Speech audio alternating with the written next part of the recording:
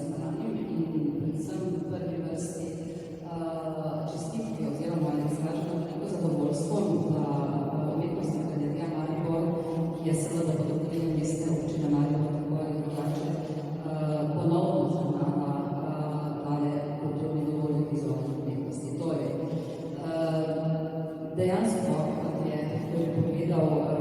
že takrat samo v besedah in predlogu, da je potrebno tudi iz občinskega proračuna zagotoviti nekaj dodatnih sredstev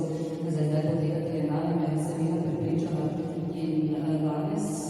ko smo prihajali k sceni, moram reči, da že dolgo več ni bilo Mariboru, ampak da si vse kako dobro prepoznanega dejstva o